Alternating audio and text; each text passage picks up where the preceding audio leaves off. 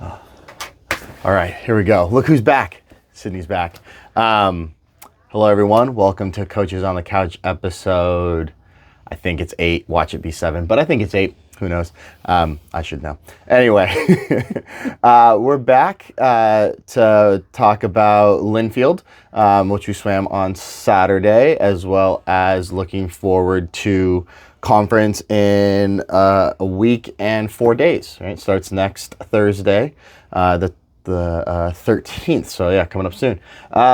One quick thing before we start, though, I realized after watching back the last one that I totally forgot to congratulate our senior class on finishing their home dual meet career.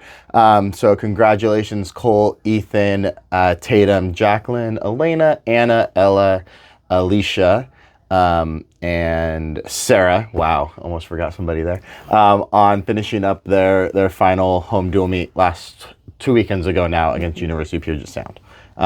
Thanks also to all the parents who were there to make it a great send-off for us. We moved our senior recognition to the end of the meet this year to not have to, 1, delay the start of the meet, and 2, create a big emotional scene. Not that there's anything wrong with that, but just to create a big emotional moment and then be like, okay, cool, 2 minutes later, let's go swim as fast as we can. And I really decided after hearing about like volleyball, they do theirs at the end, that, hey, maybe we should do that. That will allow... 1, it'll allow people not to, again, feel rushed because we have our junior class talk about the seniors, but 2, also allow the parents to not feel rushed to get back up to their seats to watch their kids and all this. So I think it was a good move. And I think that will probably hold that like that going forward. Yeah, it was definitely nicer. It also gave us a little bit more space to be able to actually really not think about something after, really be in the moment. At least for me, it was nice. Yeah, right. You don't have to think about, the meet, like what the meet, the medleys, the distance event, the 2, right? Your mind's not going for there. Yeah, for sure. So anyway, let's talk about Linfield. Linfield was this past Saturday. It was our final dual meet. We were away at Linfield, and all in all, I guess I'm still kind of processing. I'll be honest. I thought our women's meet would be a little bit closer with them, and that's nothing against our women's team, like that they didn't step up and performed. I actually think their women's team stepped up and performed. Their top end talent is very, very good and can win a dual meet. I guess we just looked a little sluggish, and that concerns me a little bit in that, again, conference is next Thursday. But we may also be, I talked with a coaching colleague of mine, and they mentioned, they could just be in that weird shock of rest. We didn't rest. We started our peak performance phase.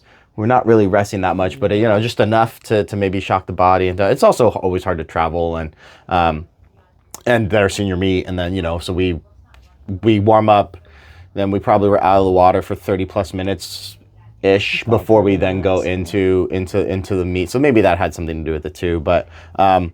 Again, not taking anything away from Linfield and not trying to put anything on our team. I guess I was just personally a little disappointed, but it is what it is. We still swam really well, right? There were still some really good swims. The men's team, I thought, swam really well against a talented Linfield team. Excuse me, I don't know. I guess for me, balancing like a little bit of my own disappointment with the fact that like some people swam really, really well, right? Ethan had an incredible mile. Kyle Lapa had a great 2 breast. He had a great 1 breast in the fly. Cole had a great 1 breast in the fly. Tessa and Lucas had good 200 flies. We had good other individual swims, and and it was our last chance to get race prep. And I think that's the other thing, right? A lot of people were working on the race prep. I think they were happy with their ability to actually feel that, even if they felt tired. So, trying not to get too down on it. Although I think, if I were to admit it, I think I was hoping that meet would just be a little bit closer. Our depth versus their top end talent, but such is life. Yeah, it's a weird meet for sure, because it felt like people were going fast. It just Linfield was faster in that situation. Like we did have several people started looking at it like times within a few seconds of their Bruin time, which is a little bit different than the previous seasons. I started looking back a little bit. We've always like had a real hard dip and then we shoot up for conference. So it was very weird in my brain. Like it didn't correlate with what was on paper, if that makes sense. Yeah. In my processing. So, and people were playing around with different techniques and how they were going to swim races, and I think people swam their races well. It just didn't look like it should have on paper. Yeah. Or how I wanted it to. Yeah. And it's also, the last couple of years, this weekend for us has been, we've had a bye weekend. Yeah. And so we've brought in Southwestern Oregon Community College to swim, and we've often swum a non-traditional lineup. So maybe that's also at play a little bit. Like we've been at home, and we haven't had to travel for the last 2 years, and we've done shorter events generally, and this time we did long format with the mile. So yeah, it's finished. I was talking with Jay from Chapman, and they mentioned like, oh, do you keep record from year to year? And I was like, well, Sydney does. I was like, I don't look at it very much. Maybe I should. That's what Swim Cloud's for.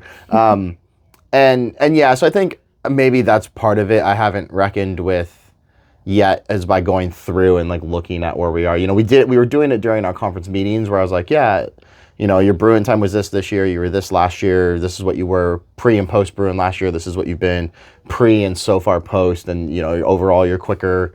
For me, it's hard to step out in that moment and remember those things, right? Because that's my competitive side, where as much as I've tried to not necessarily tame it in the last 10 years, but reframe my competitiveness. Like, yes, I want to win, but I also know for our sport, winning dual meets, you'll be remembered for that. Like at the end of your career, I think, yeah, of course your record will be brought up, but in our sport, because we put so much emphasis on conference, and eventually if people start making nationals, right, like that, you could have an abysmal dual record, and if you finish high at conference, like that's almost like it's a wipe the slate clean type situation. And there's also how do they do individually, right? Like I think that's the other big thing is like, yeah, okay, you can also look at like, well, you're not, your team's not finishing high at conference, yeah, but all of our swimmers improved, right, by like leaps and bounds. And so there's so many different so many nuanced ways you can look at our sport, which is tough, right? Because I think for the casual sports fan, it's did you win or did you finish really high? And that's not always the case for every swimmer. Not every swimmer can win an event, right? One person can win an event, which means everybody else loses that event, which is not true, right? It's like getting first, getting second, getting third. That's great accomplishments, right? Getting on the podium, finishing top 8 in an A final, qualifying back for finals, right? Those are all kind of milestone steps as you progress up. But I think we also forget that to even get to that, you have to have the progression of getting there first and foremost. And, so it's tough. So, I mean, it's definitely, I think for me, looking into next season, a little bit of a, like, how can we start to track data a little bit more intentionally, and I'm not just meaning like stroke counts and splits and all that, but also just progression over season and season to season. But I'm not going to do that with pen and paper like Jay does. I'm going to do that digitally. I asked Jay why they do that, and they were like, well, it's what I do. And I was like, okay, I just can't keep that amount of paper. I get the pen to paper thing, but I do it on Google Sheets. Yeah. And I mean, I do love to keep paper, but he loves to keep a lot of things, a lot of paper.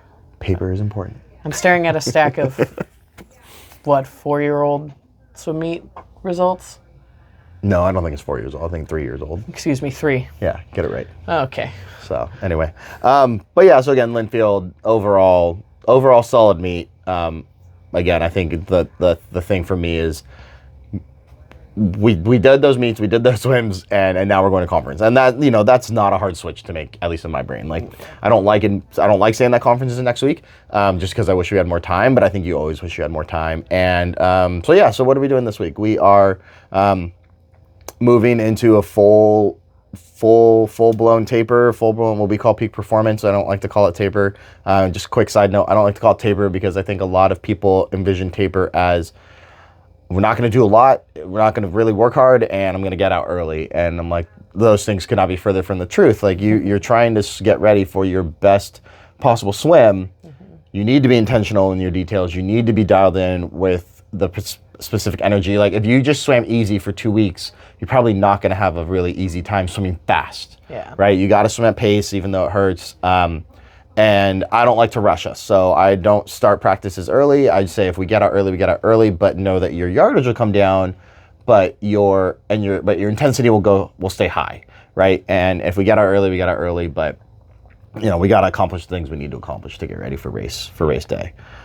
Yeah, I told the distance swimmers, well, especially the milers, will hold a little bit longer in our quote-unquote hard yardage, but really honing in on pace and executing what we want to execute in our races. And I feel like the first years are just kind of like, whatever you say, and the upper class and people that have been here a little bit are like, we know. Yeah. We don't worry. Trying something new with our distance swimmers, I extended their lift with a little bit more plyo stuff for them to do with just body movement. So we'll see, because that was a big, not complaint, but a concern from last season. Oh, you mean like this week? Yeah. Oh. Did we talk about that? Yeah. Oh, okay. You say so. Yeah, I mean, I think brought it up. Okay, I mean, I think that's an interesting thing too.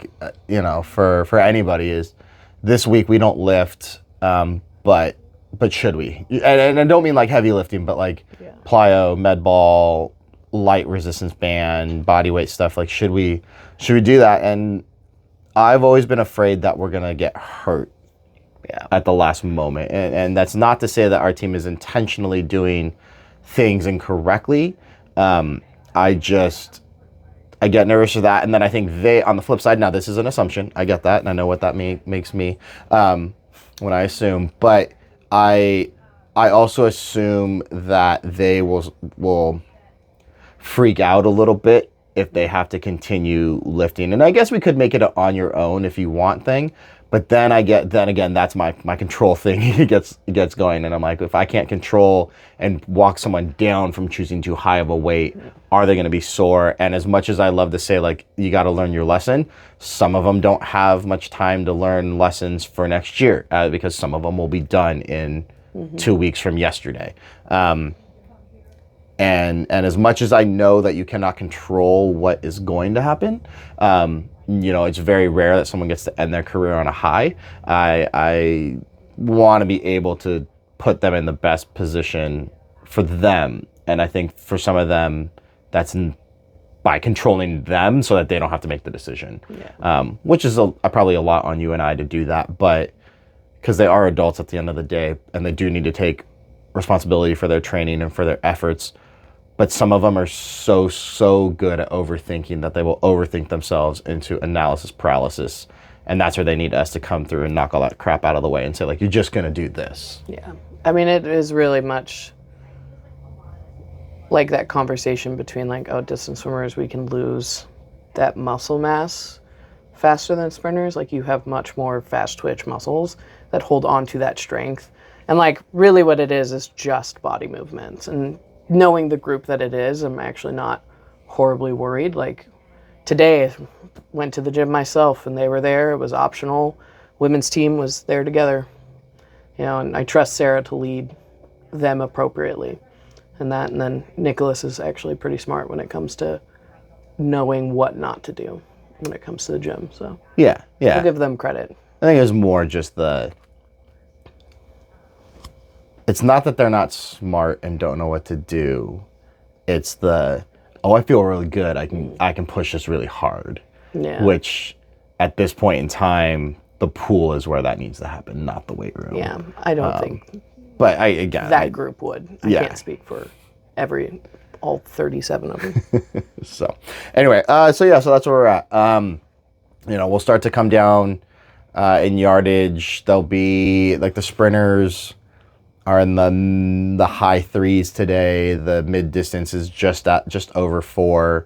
They'll drop down to probably 30, low to mid 3s by the end of the week. I don't like to personally drop them too low.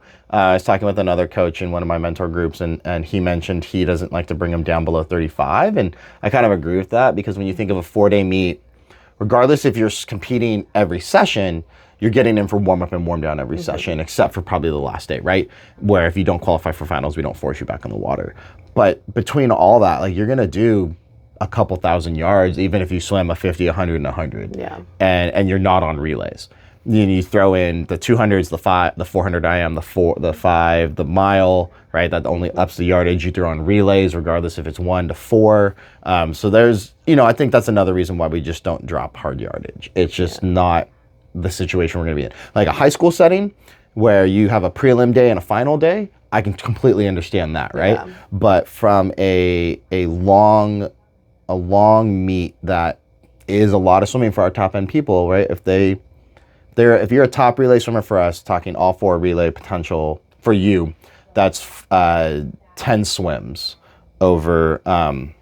We might get interrupted here by the emergency. So if our phones go off, really apologize for that. We might leave the thing, or you might get to hear the ring. We'll find out here. Anyway, maybe we should try to wrap up then quickly. Yeah. We'll go through that. They'll get to watch my favorite scene of Star Wars. Well, not my favorite scene. My favorite scene of Star Wars to show the team as it relates to peak performance and how we approach our races at conference. It's from Empire Strikes Back. Maybe you can guess what it is. We'll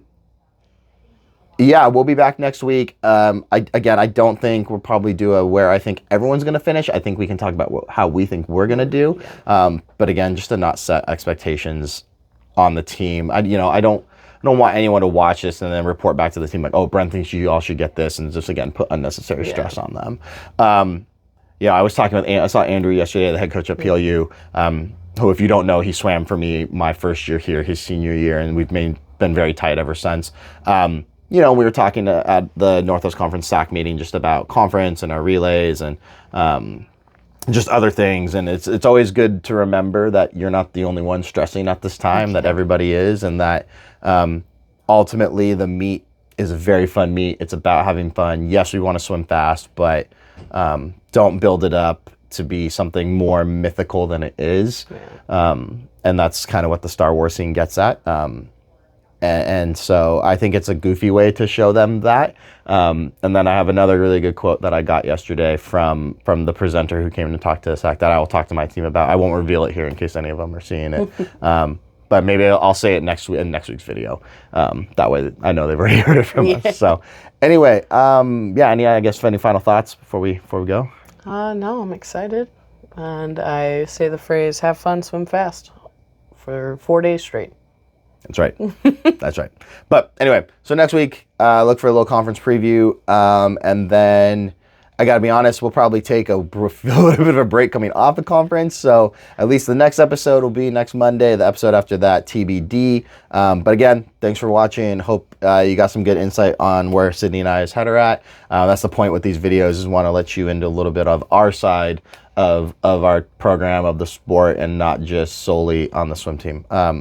Also, if you haven't, our latest reel, thanks to Leah and Emma, has seemingly gone viral. It's over 21,000 views. Is it really? And it's definitely not because I'm in there. I definitely only bring tens of views to things. So yeah, it's wild. The reel that we do announcing this episode and the other 3 that I have not made reels for will definitely not be getting 21,000 views. No. So anyway, all right, y'all. Thanks for watching again. Coaches on the Couch. This is Brent, Sydney. We're out. See ya.